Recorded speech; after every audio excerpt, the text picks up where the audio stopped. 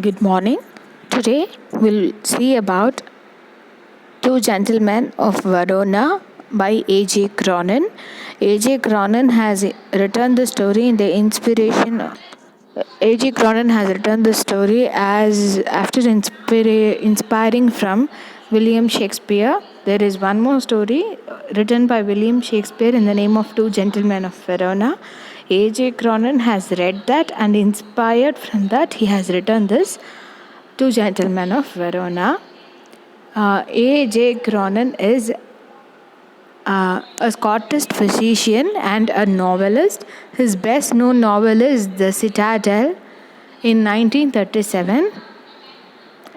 This book speaks about the national. It helped and inspired the National Health Service, and he has written many other books. He is one of the well-known writers in the English language. The Two Gentlemen of Verona is a heartwarming story of human relationship. It portrays about the beautiful story, the beautiful bonding of brothers and their sisters. How these two brothers is winning against their fate is the main element portrayed in this novel. It speaks about the two brothers, Nicola and Jacoba, who are taking care of their sister Lucia, who is suffering from tuberculosis. This story begins with Nicola is a 13-year-old and elder, while Jacoba is a 12-year-old. These two brothers work hard to protect her sister from tuberculosis. These two boys are poor, they wear shabby clothes. Their father, who was a famous singer, is died in the war, and this boy were left alone with his sister.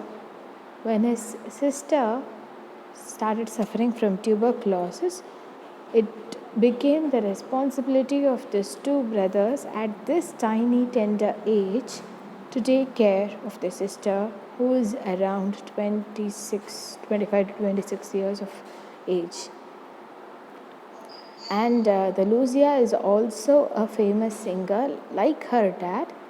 She will also sing very nicely, but due to the spinal cord tuberculosis, she is bedridden, and just to take care of her medical expenses, these brothers Nicola and Jacoba are working hard. How they are working hard is the main theme of this story.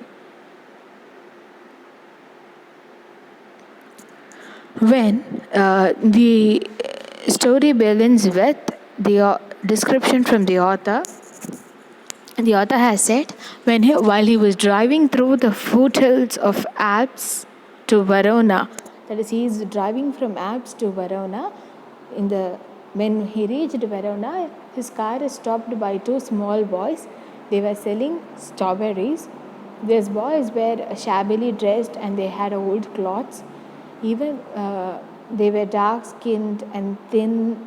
He completely describes about themselves. Their hairs were tangled, they had a dark eyes, their expression was much beyond their age. The driver of the car stopped his owner from buying that strawberries. But seeing their face, the owner, that is the author, couldn't resist himself from buying that, so he brought the strawberry. The next day, when they reached a hotel and checked in, they saw these same two boys who were shining shoes outside their hotel. Then the two boys also worked as tour guides and as pity workers by helping all those who come to the hotel and getting the any kind of things that they want, etc. Impressed by their hard work, the narrator noticed that the boys were childish as well as innocent, but though the boys were very serious, he understood that they had to do this for certainty. In that week itself, he saw them most of the times doing work. One night, while he was traveling, he saw the boys near a windy and deserted square in Verona. Beneath the street light, though it was midnight and they were very tired, Nicola sat and Jacopo almost slept in his brother's shoulder. They were waiting for the last bus from Padua so that they could sell the newspaper. The narrator was surprised at the hard work of the two boys, and then he questioned Nicola that you spend most of the time and in working. I would like to help you. Do you want any favor from me? Like that he asked, because I'm going to go up. Are you saving all this money to go to America? Nicola expressed he wants to go to Italy, but not now. Then the narrator said that he is leaving to United States in the next Monday. He is ready to help them whenever they are in need. Nicola immediately rejected it, but Jacoba asked him that can he drive them up to Polita, that is 30 kilometers from Verona, in his car. The narrator readily agreed to drive the boys, though he has already given the leave for his driver on that Sunday. He said he himself will drive them and go. But Nicola was angry. He doesn't want to trouble anyone. Then, after the narrator's persuasion, Nicola agreed. That Sunday, they drove through the tiny village hillside. When they arrived at Potella, Jacoba directed him to a large red-roofed villa surrounded by a high stone wall. When the car reached the villa, the boys jumped out and they asked the narrator to have a tea and stand here. They went inside. After a few minutes, the narrator followed them. When he rang the bell, a nurse opened the door. He asked about the two boys. That moment led the narrator inside the hospital, where he saw a girl